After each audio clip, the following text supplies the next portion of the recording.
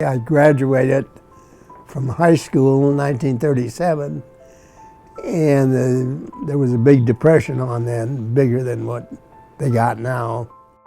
I ran into a former teacher at a sporting event, and he advised me to go into the service. That way I could learn a trade and I would be more job marketable at the time I got out. When the attack came, it was like going 180 degrees from a serene setting in which we were functioning to being attacked by the Japanese Imperial Navy. Of course, it was a Sunday. I was preparing to go to church. I was still in bed up in the big barracks. I was in the washroom, and somebody said the Japanese are here, and I said, no, come on. But immediately we heard general quarters, man your battle stations. I hightailed it down, went outside the doors, looked up, and here were these planes just barreling over the field. And immediately we knew that we were at war. We couldn't get at the ammunition. It was down below deck.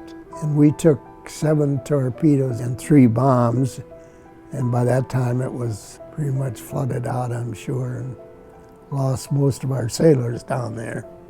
And I kind of got half thrown off and half jumped off and swam over to Fort Island.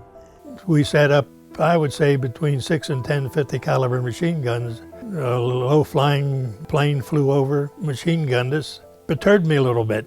I picked up a couple rocks and threw it at him. It didn't do any good, but didn't bring him down, but it sure helped my morale. It took 2.5 hours. It took 2 different waves, and the damage was fantastic. Maybe we were subject to our own propaganda. We were told that Pearl Harbor was impregnable. We never talked much about Pearl Harbor. We just felt that we had to fight a war. Here you're 19 years old and people are shooting at you. Bombs are falling. Your life has changed. You know, it's never going to be the same again. We were, in effect, we were thrust into history. We didn't ask for it, but we suffered through it. The freedom that we enjoy is not to be taken for granted because it was paid for by the lives of many, many young men. It is our most precious asset. It's the hand of the Lord that directed me because there's so many things happened to me during the war that I can't put an answer to. I dedicated my life to my country. It was my duty, and I'm proud of it. I retired in 1960, got into the civilian world. It was real nice because I came to a job of the Naval Air Test Center, and I've been in Maryland ever since.